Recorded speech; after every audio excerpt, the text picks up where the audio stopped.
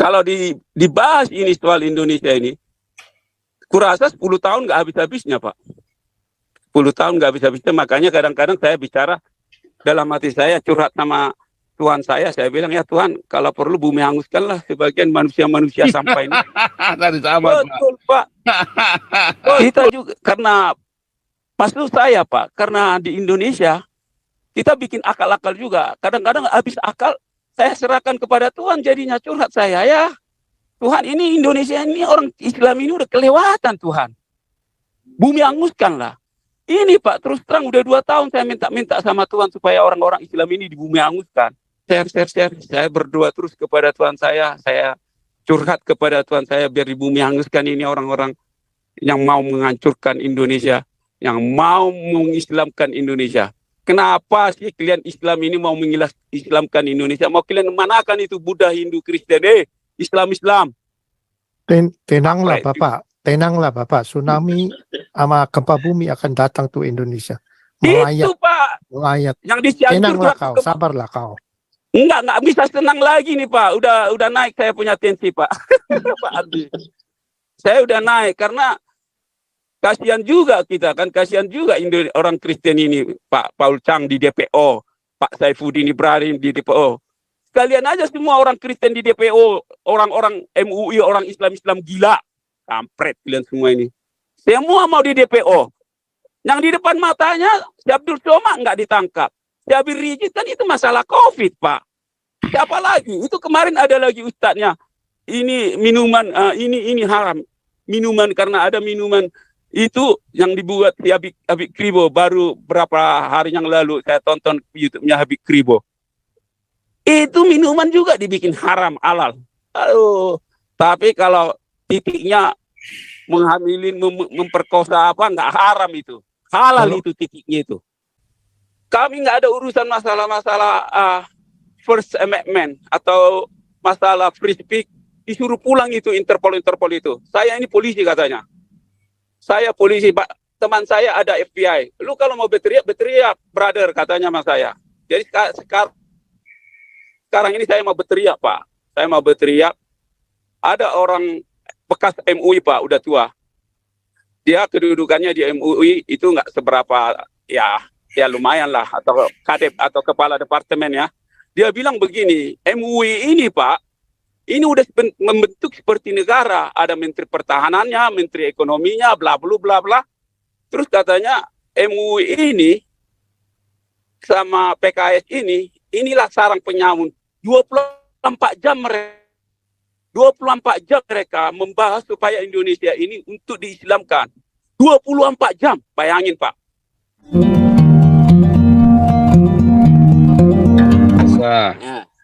Lanjut, Anton Jawa Tengah. Oke. Tentang Valentine itu begini Pak. Beberapa puluh tahun lalu kan Habib Rizik pernah ceramah di depan umatnya bilang begini. Bagi hari raya yang bukan milik Islam itu umat Islam haram untuk merayakannya. Nah, lalu orang-orang yang dengar itu kayak wali kota Depok, pemimpin Depok yang kemarin tuh bikin surat petisi begitu itu terpapar dengan ceramahnya Habib Rizik gitu. Padahal di zaman Pak Soeharto ketika berkuasa kan nggak ada orang kayak Habib Rizik itu berani ceramah sampai seperti itu. Setelah Soeharto lengser, FPI yang dikomandoi Habib Rizik berani merusak-rusak tempat biliar waktu itu kan dipertontonkan di media. Kita ngelihatnya waduh ngeri ya. Nah gini aja, satu-satunya jalan biar hari Valentine bisa dirayakan lagi itu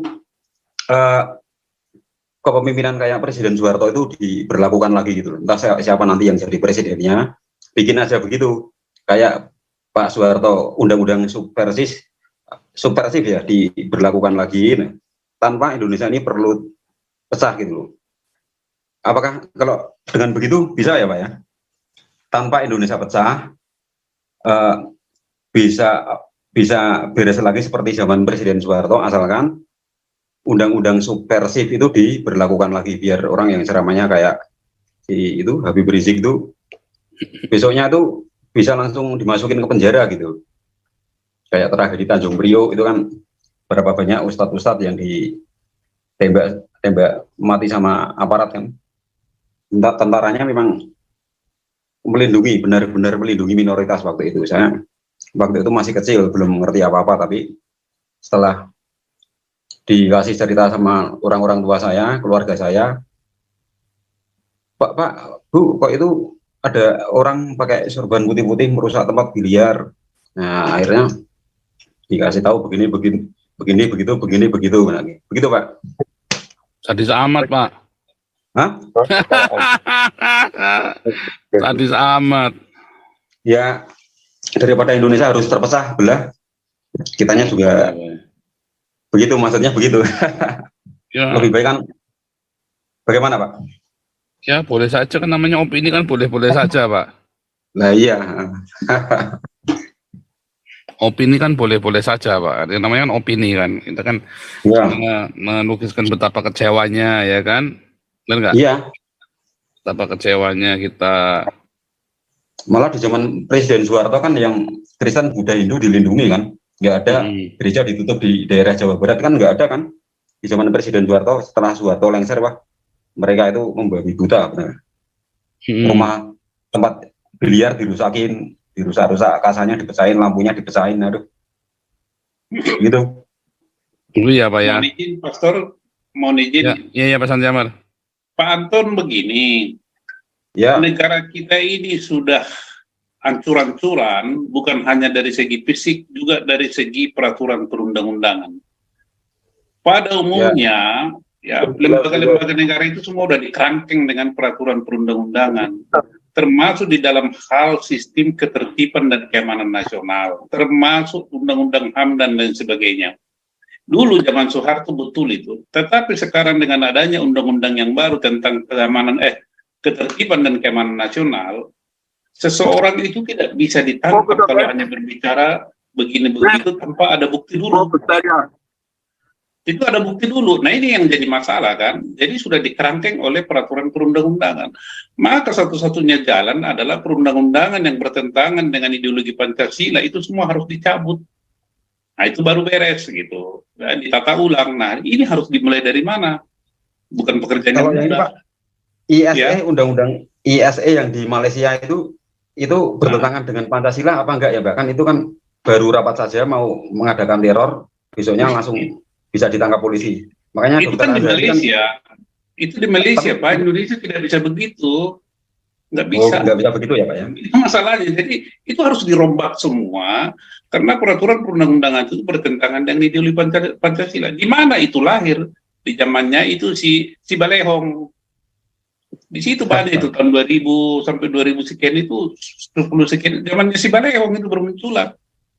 Jadi di situ ada celahnya, tapi apa boleh buatlah. Yang penting kita menyadari itu bahayanya, maka selalu ada jalan. Kalau saya yakin ada jalan. Nah, itu harus dirombak. Nah, bagaimana caranya merombaknya ini? Ya kita harus bersuara dan gubrak-gubrak terus. Kita tidak perlu cerita di sini detailnya gitu. Tapi semoga diskusi begini sudah membentuk opini. Ya. Ya. Apa-apa. Lanjut Pak Pastor. Ya. Lanjut, yang lain. Ini ada yang mau nanya tadi, katanya tuh victim. Mana nih victim? Ya, salam Pak Paul. Salam Pak victim. Iya, kalau saya dengar diskusi-diskusi kita ya Pak Paul ya, ada untuk apa DPR lah, orang-orang Kristen, itulah udah memang Indonesia ini udah mau diislamisasikan Pak, terus terang aja. Di Sumatera itu Pak, di pelosok-pelosok masjid tadinya belum ada, sekarang 3-4 sudah ada. Pak Santiamar tahu itu, di Siborong-Borong udah beberapa masjid di sana ada, di Parapat. Saya lihat kacamata saya sendiri dan ada. Ini hanya sebagai, sekarang ini saya juga nggak takut lagi Pak bersuara. Enough is enough, man. F itu orang-orang Islam itu Pak. Saya di Amerika udah lama. I don't give F nomor Pak. Terus terang aja. Kita udah, ini sekarang Pak, ini kita harus, sekarang mereka membuat supaya kita takut. Sekarang sampai orang-orang di luar mau dibikin takut. Sekarang apa mau dibikin kepada orang-orang Amerika? Oleh karena itu, saya lihat Bapak juga sudah Zoom-nya udah ada di Australia. Mari kita mainkan orang luar berteriak, maki-maki kalau perlu. Mau dikirim Interpol. Saya udah diskusi Pak sama kepolisian di Amerika ini. Karena orang-orang Indonesia juga anaknya sudah ada polisi Pak. Saya tanya, kalau saya ngomong-ngomong berteriak maki-maki Indonesia, kalau datang Interpolnya atau kerjasama sama negara Amerika, datang polisi ini, itu FBI nggak ada, FBI nanti bilang kami nggak ada urusan masalah-masalah First Amendment atau masalah free speech, disuruh pulang itu Interpol itu. Saya ini polisi katanya. Saya polisi Pak, teman saya ada FBI. Lu kalau mau berteriak, brother katanya sama saya. Jadi sekarang ini saya mau berteriak Pak. Saya mau berteriak.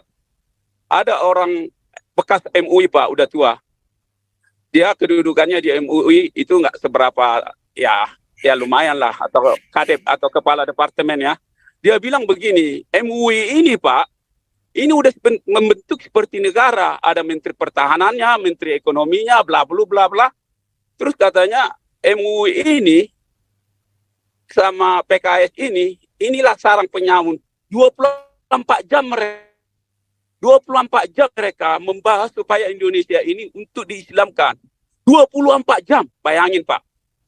Jadi kalau nggak waktunya seperti dibilang Pak Teddy kita suarakan, kita perlu orang-orang yang di luar sini, di luar Indonesia, diasporanya, membuat suatu movement Pak, membuat movement untuk demonstrasi ke PBB di New York. Kita demonstrasi, kita suarakan. Kalau perlu Pak Joseph Paul Chang datang ke New York, saya yang ongkosin Pak. Saya ongkosin pulang pergi, saya bayar hotelnya. Kita buat movement Pak. Hidup ini hanya sementara. Pak Santiamer kenal kok siapa saya. Saya selalu ganti-ganti nama saya Pak, karena saya masih sering ke Indonesia. Tapi datang ini polisi bilang, ngapain kau takut? Sikat aja. Kemungkinan akhir ujungnya nanti saya nggak mau pulang ke Indonesia lagi. I don't give a F about Indonesia Pak. Terus terang aja. Sekarang Indonesia ini waktunya kita at least buat sesuatu. Seperti pernah dibilang Pak Beta Maluku, itu satelit di ujung sana. Tetapi pengaruhnya ke dunia ini bisa meliputi dunia ini. Begitulah kita buat Pak, suara kita untuk Indonesia. Biar kita menjadi sedikit satelit, tetapi pengaruh kita F itu Indonesia Pak. Terus terang aja, I don't give a F di Indonesia. Itu buat khususnya orang-orang Islam itu Pak. Islam ini. Kalau dibikin jenis apapun pendekatan kepada Islam ini, udah rusak Pak. Udah menganggap kita anak tiri, khususnya orang Kristen. Khususnya orang Kristen disiksa. Makanya yang selalu terjadi penindasan di Kristen. Kenapa nggak dibuat kepada orang-orang Buddha, Hindu yang lain? Karena terus terang aja, saya Pak terus terang aja, itu anggota DPRD nggak bisa bicara. Yang di Manado orang apa udah di freeze itu Pak, udah ditakutin semua melalui freeze mereka, strategi mereka. Yang perlu kita buat Pak sekarang ini, kita bersatu yang di luar ini, yang diaspora bersatu, menyuarakan. Kalau terjadi juga Pak korban untuk revolusi, kita siap Pak, siap. Cukup penderitaan ini Pak, cukup sekali. Kelewatan mereka. Dan juga itu Pak, saya terus terang Bapak Paul orang Tionghoa. Itu orang Tionghoa Indonesia itu yang kaya-kaya raya itu Pak. Kalau dicek itu Pak, 10 besar orang kaya Indonesia, jangankan kaya, di dunia juga termasuk mereka nomor 120 yang mempunyai duit 20 bilion yang punya rokok.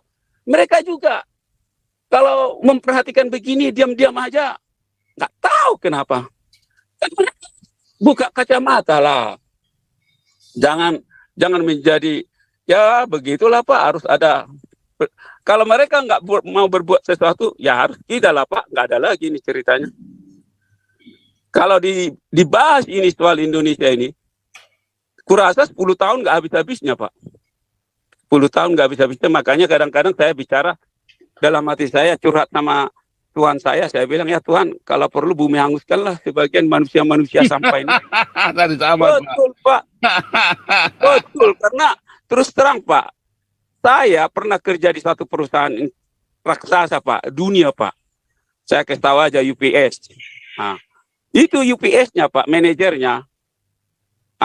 Ceritanya saya kalau sebelum clock in masuk kerja harus 10 jam istirahat. Terus pendek cerita, saya hanya 15 menit Pak. Dibentak saya. Kenapa lo ya? Kusti kata habis Pak itu manajernya. Ku bilang bawa saya ke kantor presiden White House. I don't give it FU. We just met in this company. FU ku bilang. Oh dipanggil Pak manajer. Dia general manager, dipanggil manajer operasional, bla bla bla. Ada orang gila, orang Asia, bentak-bentak aku sama supervisor. Tolong bantu aku. Setelah dibawa ke kantornya Pak, sesak napas. Maksud saya kalau dibilang kupecat kau, langsung kolaps saya Pak di floor itu, biar kusu company itu.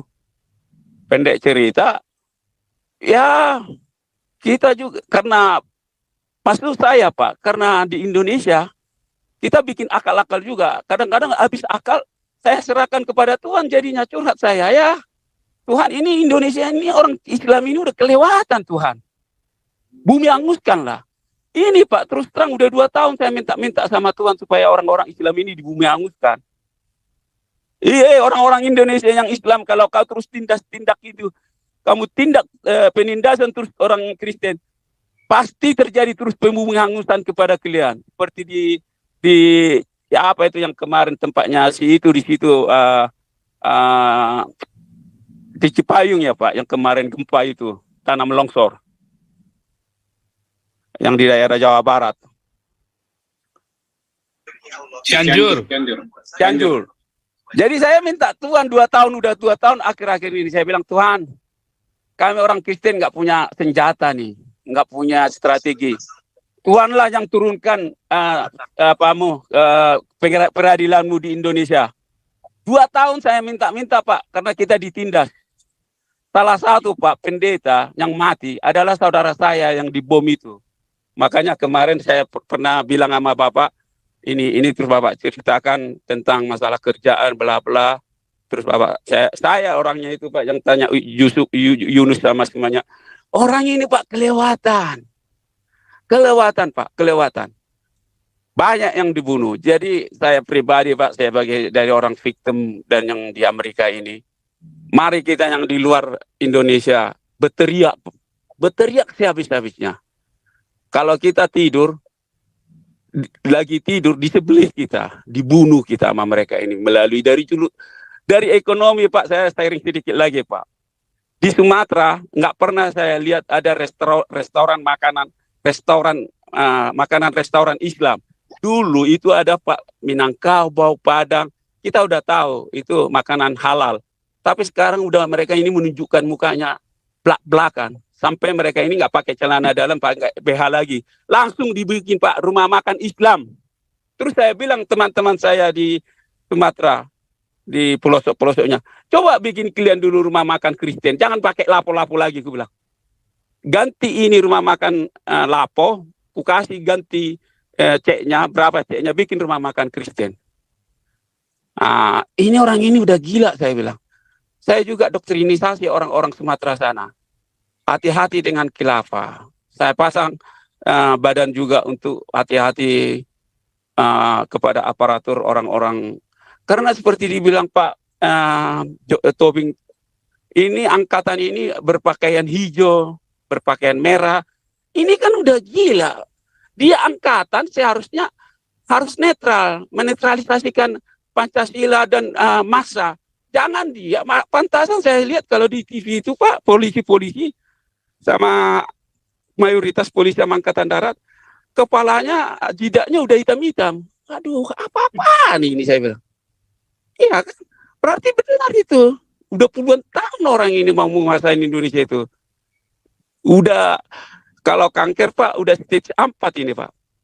Jadi kalau boleh, ya hanya itu aja Pak yang bisa saya share. Saya berdoa terus kepada Tuhan saya curhat kepada Tuhan saya biar di bumi hanguskan ini orang-orang yang mau menghancurkan Indonesia, yang mau mengislamkan Indonesia.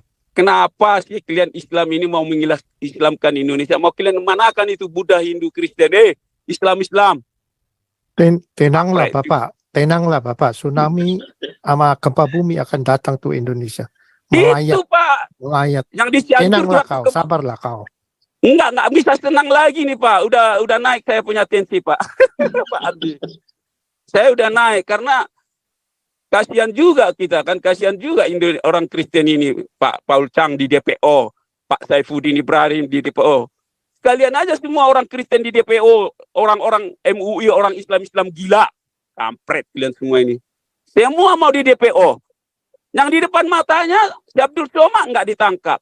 Si Habib Rizik kan itu masalah COVID, Pak. Siapa lagi? Itu kemarin ada lagi ustadznya. Ini minuman, ini haram. Minuman, karena ada minuman itu yang dibuat di Habib Kribo baru berapa hari yang lalu saya tonton YouTube-nya Habib Kribo. Itu minuman juga dibikin haram halal. Aduh, tapi kalau titiknya menghamilin, memperkosa apa nggak haram itu. Halal itu titiknya itu. Kalau kencing onta gimana? Halal itu. Kalau boleh, kalau spermanya Islam seluruh Indonesia halal itu, nggak ada itu masalah. Itulah MUI membuat mengebius seks. Semua yang laki-lakinya kemarin kan perempuan ngebius seks laki-laki di bawah umur berapa orangan itu. Jadi benar yang kata dibilang Pak Saifuddin Ibrahim, karena karena mamaknya kerjanya mengebius. Semua di Indonesia sekarang ini udah mengebius, udah halal semua. Kan negara gila ini. Kristen di persekutu DPO, dibikin DPO. Kalau boleh saya minta izin kepada Islam. Semua DPO lah orang-orang Kristen itu, YouTube itu, biar datang ke sini, biar bersuara kita. Anjing memang Pak. Saya kalau perlu, kita terus bersuara lah, kurang ajar. Jadi Pak, hanya satu aja lah Pak, yang kita, bagi saya sendiri pengharapan saya hanya satu aja, ya kemurahan Tuhan Yesus, dan saya tunggu Pak kemurkaan Tuhan Yesus Pak yang di atas. Apabila saya berdosa meminta terus, ya inilah saya Tuhan, karena saya nggak diadili, nggak ada peradilan di Indonesia Tuhan. Masih ngantri Bapak, sekarang lagi kemurkaan Tuhan lagi ke Turki sama Syria, bentar lagi melayat ke Indonesia. Tenang aja, sabar. Itu kalau terjadi Pak. Tunggu waktu lah kau, sabar lah. Iya, kalau terjadi di Indonesia kemurkaan Tuhan Yesus, ku bikin bunga. Kan Bapak Andi kan di Amerika. Saya yang bikin bunga, bilang terima kasih. Kalau enggak banner saya bilang terima kasih. Saya masukin ke YouTube saya sekalian lah, mampus lah Indonesia ini.